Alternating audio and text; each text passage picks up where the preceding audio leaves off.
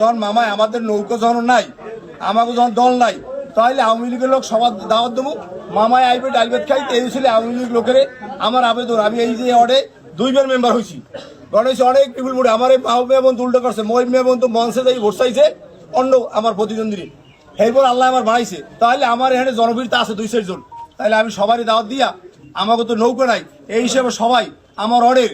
আমি চাই আসলে কেউ বিএনপিতে যোগ দিতে বলি না, আল্লাহর হস্তে এই মামার এলাকার ছেলে লতা সাবলির তো সন্তান হে, এই হিসেবে আপনার আল্লাহর হস্তে এই ধানের শীষে ভোট দিয়া এই কেন্দ্রটা লোক আওয়ামী লীগ কারা কারা আসলে রাজ্জাকান্তেই যারা আইসে রাজ্জাকান না দরকার তো আমাদের দরকার আছে, এরাই আপনারা একটু ম্যানেজ করে নেবেন। কারণ কি আপনাদের উদ্দেশ্যে ধানের শীষের প্রার্থী মুখে আমরা আজকে 2-1টি কথা শুনতে চাই, সেজন্য কেউ কোনো কথা বলবেন না, সবাই ধৈর্য সহকারে বসবেন। এখন আপনাদের সম্মুখে বলবেন আপনাদের আমার শীত গেলে তুমি খাওয়াবা, আমি কই মামা আমাদের খাওয়াবো।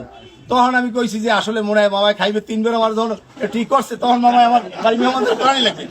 এরপর আমি দাদার দ্বারা ঋণ দিছি, আমার জামাইকে তো ঋণ দিয়ে সুজন দাদা শিউরে তারিখ দিয়েছে, এখন যখন তারিখ দিয়েছে তখন তো খাওয়াই দিল। তখন আমি চিন্তা করলাম যে আমাদের এই এলাকাটা হইলে আমার এই অট্ট হইলে মজিদনগর, এইটা মজিদনগর নামে পরিচিত।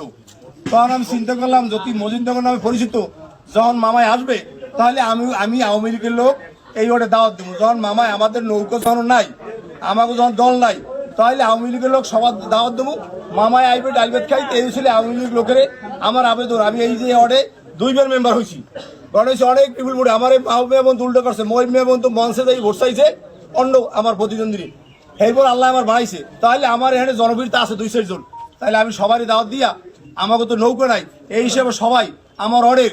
আমি চাই আসলে কেউ বিএনপিতে যোগ দিতে বলি না, আল্লাহর হস্তে এই মামার এলাকার ছেলে লতা সাবলির তো সন্তান হে, এই হিসেবে আপনার আল্লাহর হস্তে এই ধানের শীষে ভোট দিয়া এই কেন্দ্রটা আমি আপনাকে অনেকবার আপনার দূরে দূরে ভোট চাইছি, গেছি বিভিন্ন লোক পাওয়াতেও গেছি। আসলে ব্যক্তিগত আসলে তার সাথে আমি চলছি।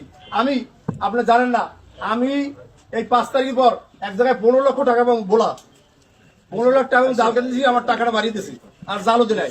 একদম মামার দ্বারা ঋণ দিয়েছি, মামা আমি 15 লাখ টাকা এবং আমার টাকা দিলাম। কি কয় আমার নাম্বারটা দেন, আমি মামার নাম্বার দিছি ওর সার্চ করছি, এই পরিস্থিতি সার্চ করছে, আমার লগে পাগলায় ঋণ দিয়েছে। ভাই আপনার এত দূর যাওয়া লাগে, আমি যাওয়া লাগে না মানি। এরপর আমার এই টাকা জাল স্টিল বডি ভাড়া করি আইয়া এই সব মাল সামলা দিয়েছে, মামার অবদান ঘটনা হয়েছে। এটা আপনারা জানবেন না, যে না চলছেন বুঝবেন না, যার সাথে না চলছেন বুঝবেন অভিজ্ঞতা নাই। ঘটনা হয়েছে আমি তো ব্যবসা করি, আমি সবার সাথেই মন মিলিয়ে চলতে চাই।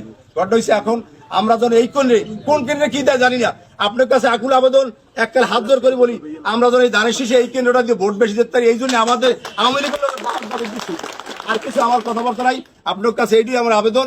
আর যে আছেন এই জায়গায় কিছু ঘটনা হয়েছে, পাহাড় বোর্ড আছে মহিলাগো, আমার অট্টায় তালিম হয়, এই জন্য যার ঘর হে ঠিক করবে, এটি আপনার কাছে দাবি।